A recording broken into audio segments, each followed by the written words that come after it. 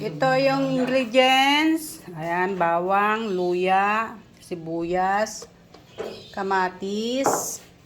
Tapos ito yung sili, bell pepper na red, saka ito nilalagyan namin ng kangkong. Tapos ito yung carrot, saka yung radish. Ito yung bokis natin.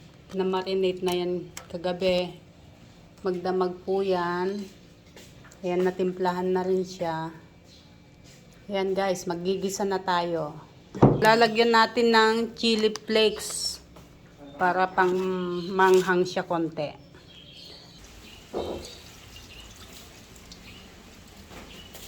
Ayan, magigisa na tayo guys with annatto oil para maganda yung kulay niya. Ayan na.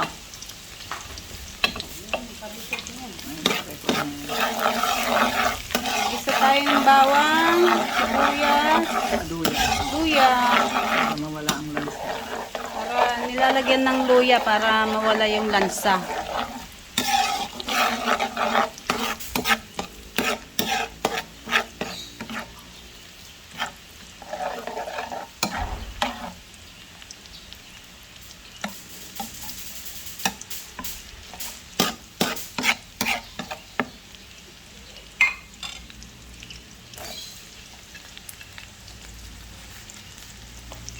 Haluin natin.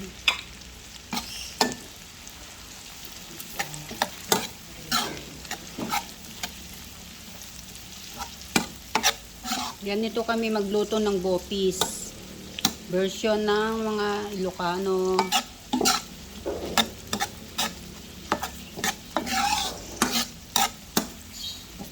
Ayan, bago namin minarinate yung ating bopis ay pinakuluan muna namin yun bago namin hiniwa-hiwa.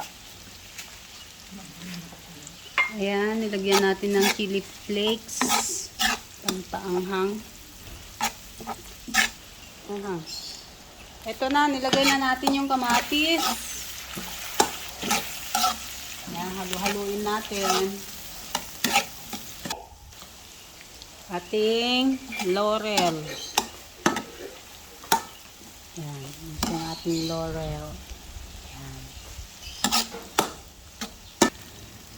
Marinated na baga ng baboy.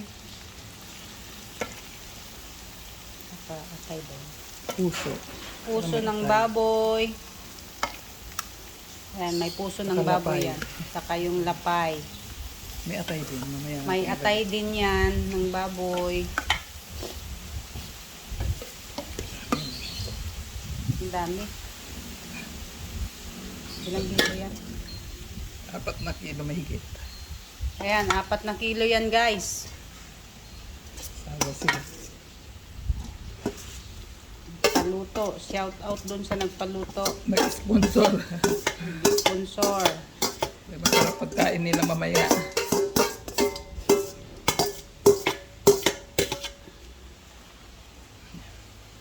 Atay mo na muna. Mamaya.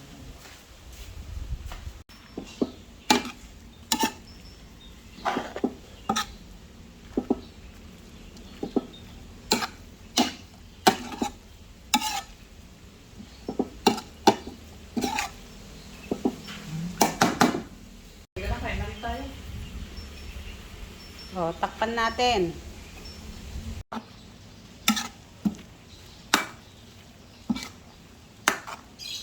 Mamaya ang mga gulay.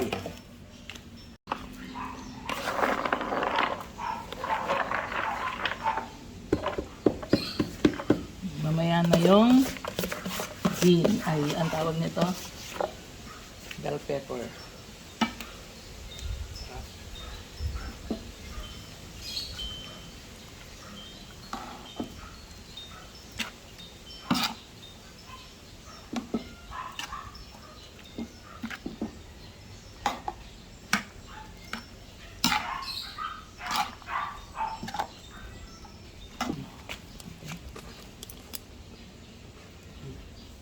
Last na to ang gulay. Bell pepper, tsaka kangkong stem. Yan, bell pepper, red bell pepper, saka yung kangkong. Saka siling haba. Saka yung siling haba na green. Tapos timplahan na lang kami.